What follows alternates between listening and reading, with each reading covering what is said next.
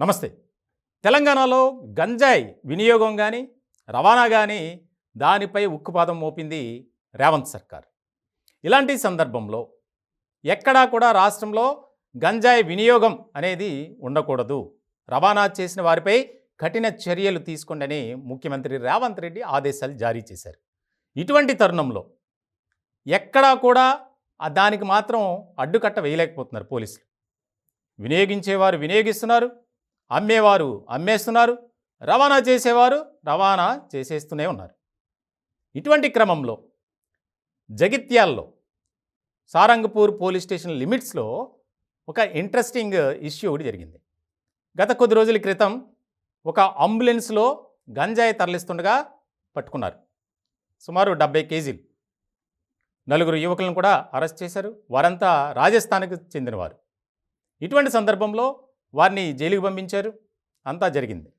కానీ ఏదైతే ప్రాపర్టీ ఉందో ఆ వాహనంలో ఉన్నటువంటి గంజాయి పోలీస్ స్టేషన్ ఆవర్లో ఉన్నటువంటి ఎస్ఐ క్వార్టర్స్ పక్కనే ఉంది. అంటే పోలీస్ స్టేషన్ పక్కనే ఉంటుంది, పక్కన క్వార్టర్స్ మధ్యలో గ్యాప్ ఉంటుంది. ఆ గ్యాప్లో ఈ వాహనాన్ని పెట్టారు.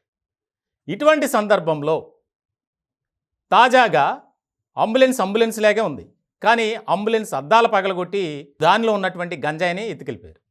నిత్యం నిరంతరం సీసీ కెమెరా పర్యవేక్షణలో ఉండేటువంటి ఆ ప్రాంతంలో కొంతమంది దొంగలు ప్రవేశించడం, విలువైనటువంటి గంజాయి ఎత్తుకుపోవడం ఇప్పుడు ఒక రకమైనటువంటి చర్చకు దారితీసింది.